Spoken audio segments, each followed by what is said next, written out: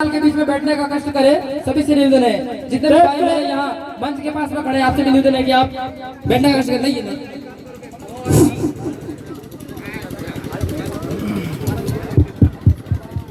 सबने जोहार, जय भीम। आवाज आ रही है लास्ट तक कि ज्यादा आ रही है? आज सलोंगर विधानसभा उपचुनाव को लेके इस पांडाल में विराजमान हमारे बीच में बागीदोरा विधानसभा एक समय में बांसवाड़ा और पूरे उदयपुर संभाग की जानी मानी विधानसभा मानी जाती थी। उस क्षेत्र से निर्वाचित होकर आए हमारे भाई जय कृष्ण जी पटेल, साथ ही हमारे एससी समुदाय के भीम आर्मी के जिला अध्यक्ष और हमारे बीच में ओटाराम जी मेघवाल साहब, ओबीसी समुदाय के भाई हमारे दिग्विजय सिंह जी, साथ ही इस पांडाल में विराजमान हमारे आदिवासी समुदाय के मेट कोटवाल भगत, माताएं बहनें, बड़े बुजुर्ग और समस्त भारत आदिवासी पार्टी के पदाधिकारीगण। ये इलाका शक्ति को लेके देखे, भक्ति को लेके देखे, इस इलाके को ऐतिहासिक पृष्ठभूमि पे अगर जाते हैं तो कहीं न कहीं इसका उल्लेख मिल जाता है। मैं मेरी बात शुरू करने से पहले एक दो नारे लगा देना चाहूंगा। बोलिए गणा माता की, बोलिए कांवड़िया हनुमान की। आज आप सबने ठान लिया है। एक समय हुआ करता था, आज से 5-10 साल पहले कांग्रेस बीजेपी वाले प्रचार करते,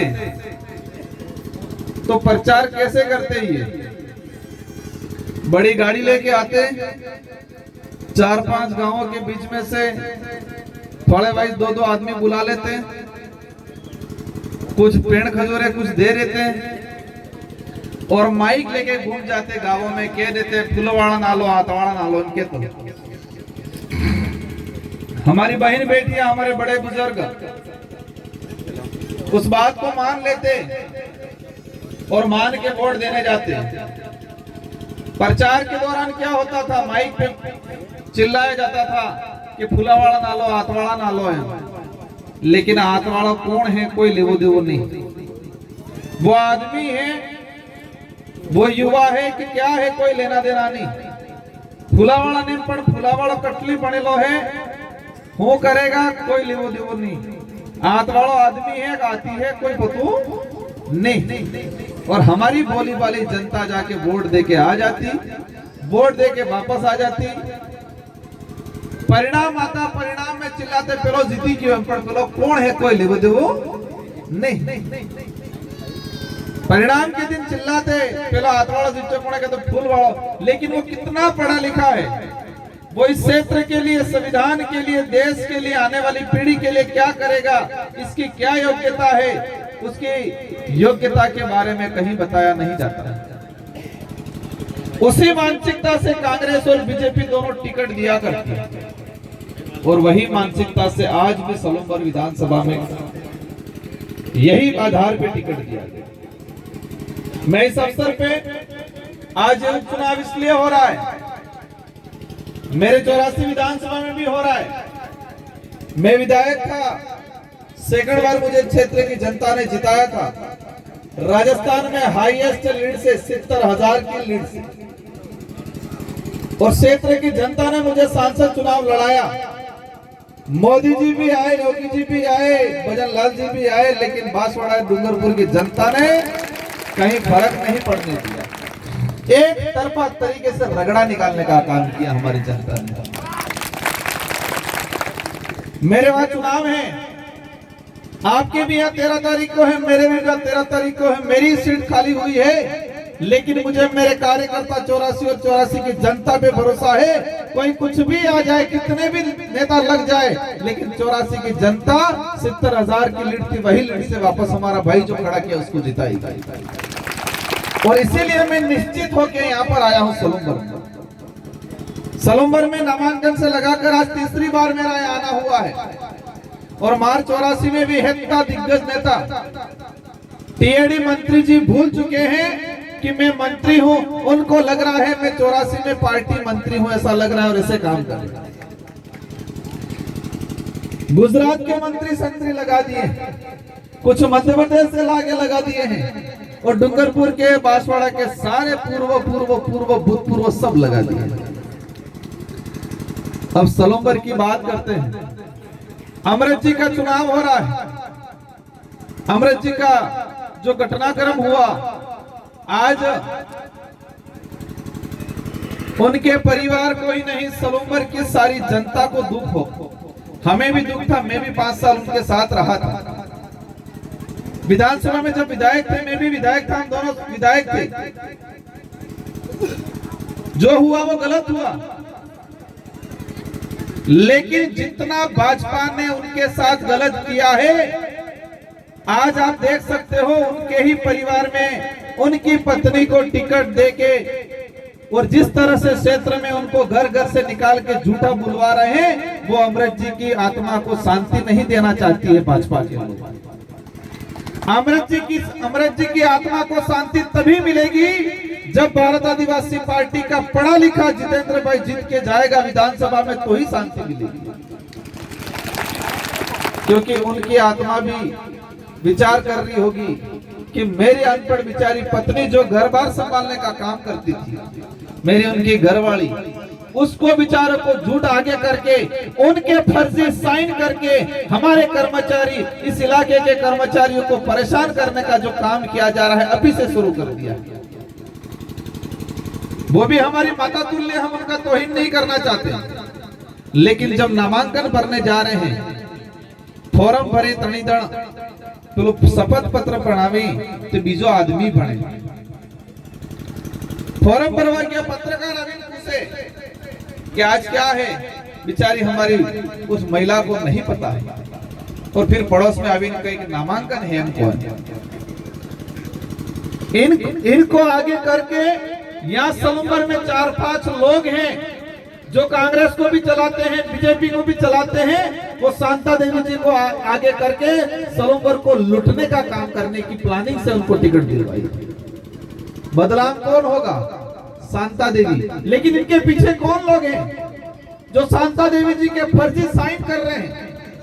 शांता देवी जी को पता ही नहीं है। और मैं आज इस मंच से दावा करता हूं कि जो साइन किया हुआ वायरल जो कर्मचारी की शिकायत की है, वो शांता देवी जी के साइन नहीं है। और आज ये स्थिति है, तो बनने के बाद तो क्या होगा? अगर पढ़ा लिखा जितेंद्र भाई चुन के जाएगा, सलूम्बर की शिक्षा की बात करो, स्वास्थ्य की बात करो, इस क्षेत्र के हक अधिकार की बात करो, इस क्षेत्र में रहने वाले प्रत्येक समुदाय की बात करो, वो आदमी बात करे। हमारे बीच में ओबीसी समुदाय के भाई बैठे हुए हैं, भाजपा के लोग ओबीसी समुदाय जनरल के कह रहे हैं देश खतरे में है, धर्म की रक्षा करनी पड़ेगी, ये कर करके बेवकूफ बना रहे हैं। लेकिन ये भाजपा कभी भी ओबीसी की मंडल कमीशन की बात नहीं करती है। मंडल कमीशन क्या था, मंडल कमीशन में क्या प्रावधान है, क्या डिमांड थी, उसकी बात नहीं करती। ओबीसी की बात आती है। मैं विधायक था, मैंने विधानसभा में क्वेश्चन लगा के पूछा था कि ओबीसी के क्या प्रावधान है राजस्थान और शेड्यूल। आज ओबीसी के भाइयों को वो मूर्ख बनाने का काम कर रहे हैं। लेकिन इस मंच से मैं ओबीसी के भाइयों को कहना चाहूंगा कि आपकी जो भी बात है, जितेंद्र भाई भरपूर तरीके से बात उठाएंगे, और जरूरत पड़ने पर हम भी दिल्ली में बात रखेंगे। देश लेवल में देखा जाए, देश लेवल में जो स्थिति बन रही है, भले हो सकता है यहाँ अलग परिस्थितियां हैं, लेकिन पूरे देश लेवल पे ओबीसी, एसटी, माइनॉरिटी और मानवता में विश्वास रखने वाले सारे लोग मिलकर आज काम कर रहे हैं, और उनके साथ अत्याचार हो रहा है। सरदार वल्लभ भाई पटेल की डिमांड चल रही है, भजनलाल जी मुख्यमंत्री आ रहे हैं, उनको कोई ज्ञापन दिया, बता रहे हैं मेरे को पता ही नहीं है। 31 अक्टूबर जो अवकाश की बात है, मैं बात करूंगा जितेंद्र भाई से, और जितेंद्र भाई इस बात को पुरजोर तरीके से रखेंगे। क्या ये बात शांता देवी जी रख पाएंगे? क्या ये काम शांता देवी जी कर पाएंगे? उनको पूछेंगे कौन थे सरदार जी, पता ही नहीं। उनको आज पूछ लो भजनलाल जी कौन है, नहीं पता है। शांता देवी जी पूछ लेना अपने भजनलाल जी कौन है, नहीं खबर है। ये स्थिति बना रखी है। आज एससी समुदाय के भाई हमारे साथ में बैठे हुए, सामान्य वर्ग के भी भाई हमारे साथ में बैठे हुए। ये विचारधारा जब इस इलाके में शुरुआत में हुई, इन भाजपा और कांग्रेस के नेताओं ने माहौल बढ़ाया कि इस इलाके में ये आदिवासी समुदाय गुमराह हो रहा है, एससी और ओबीसी बाकी अन्य साथियों के साथ अन्याय करेंगे। आज इस पांडाल में बैठे हुए भाई और हमारे डूंगरपुर बांसवाड़ा स्कूल से आए हुए, उनको पूछना, ये विचारधारा मानवता में विश्वास करने वाली है, हर व्यक्ति का सम्मान करेगी, हर वर्ग का सम्मान करेगी। हमें दिक्कत उस लोगों से है जो शोषण करते हैं, अत्याचार करते हैं, छुआछूत करते हैं, भेदभाव करते हैं, उन लोगों से दिक्कत है। भले वो किसी भी व्यक्ति का हो, किसी भी समाज का हो, लेकिन जो शोषण करेगा उसके खिलाफ मोर्चा खोलने का काम भारत आदिवासी पार्टी करती है। आज सलूमर में आज ये आदिवासी बहुल्य क्षेत्र इस इलाके के अंदर देखा जाए, टीएडी मंत्री जी 84 में आके बोल रहे हैं, बाबूलाल जी, यहाँ पर मन्नालाल जी, मेरी माता है, बहने बैठी है, मैं कहना चाहूंगा आपने एक घेर बनावा और घेर बना बार कटलो पसीनो आवे। और भाजपा नो नेता कही रही जो भाजपा ने कार्यकर्ता ने कि आदिवासियों का घर जला दो। एक वीडियो वायरल हुआ, आपने देखा होगा। भाजपा का नेता मन्नालाल जी आके वो कह रहे हैं उनके कार्यकर्ताओं का आदिवासियों का घर जला दो। क्या ये एक नेता के लक्षण है? ये गरीब आदमी का घर जलाने की बात बोल के और आज कह रहे हम आदिवासियों का विकास करेंगे। कौन सा विकास करोगे? एक तरफ घर उजाड़ने की बात करते हैं, ये महिला सम्मान की बात कर रहे हैं। सुना है मैंने नारी शक्ति सम्मान केंद्र, नारी केंद्र खोलते, अच्छी बात है, खोलना चाहिए। लेकिन मणिपुर में आदिवासी महिलाओं को निवृत्त करके घुमाने का काम इन्हीं भाजपा के लोगों ने किया।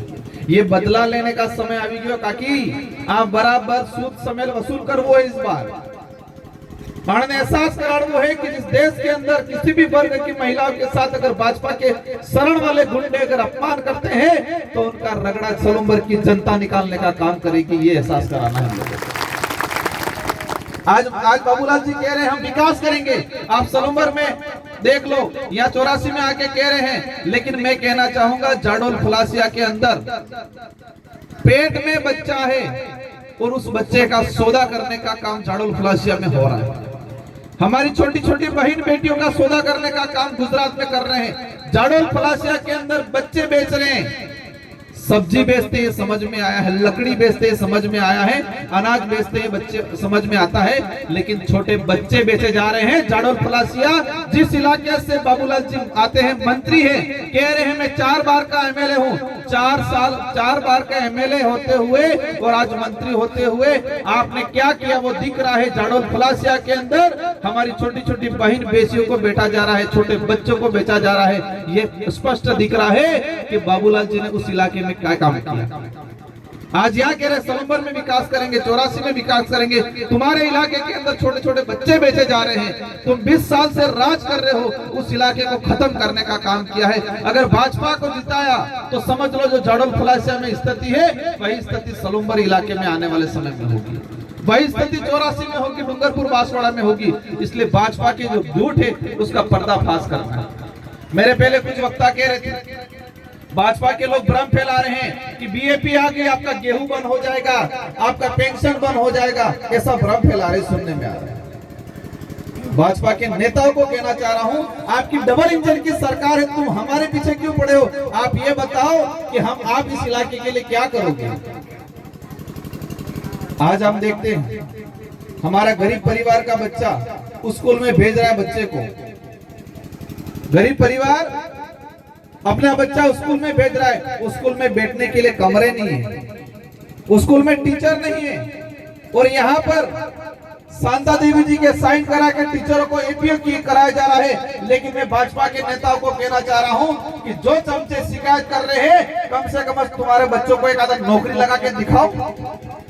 उनके बच्चों को नौकरी बनाने लायक नहीं छोड़े, उनके बच्चे नौकरी नहीं लग पा रहे हैं और किसी गरीब के बेटे ने मेहनत करके नौकरी लगाए उसको परेशान करने का काम किया जा रहा है। इसलिए सलूमर की जनता से मेरा अनुरोध है, ये वक्त आ गया है, आपको तोलना पड़ेगा। एक तरफ कांग्रेस का उम्मीदवार है, एक तरफ बीजेपी का उम्मीदवार है, एक तरफ भारत आदिवासी पार्टी का उम्मीदवार है। कौन पढ़ा लिखा है, कौन आपकी बात को विधानसभा में रखेगा, कौन विकास कराएगा, कौन आने वाली पीढ़ी की रक्षा करेगा, ये आपको तय करेगा। आज कांग्रेस के लोग आ रहे हैं, क्या स्थिति बना रखी है? कांग्रेस के अंदर खाने बोल रहे हैं बीजेपी जीत जाए चले, लेकिन बीएपी नहीं जीतनी चाहिए। क्या बोल रहे हैं? बीजेपी जीत जाए चले, लेकिन बीएपी भारत आदिवासी पार्टी नहीं जीतनी चाहिए। इनको मैं कहना चाहूंगा कि आप एक तरफ देश लेवल पे कह रहे हो भाजपा संविधान विरोधी है, और दूसरी तरफ सलूमर में आप कहीं कहीं इनडायरेक्टली भाजपा को सपोर्ट कर रहे हो।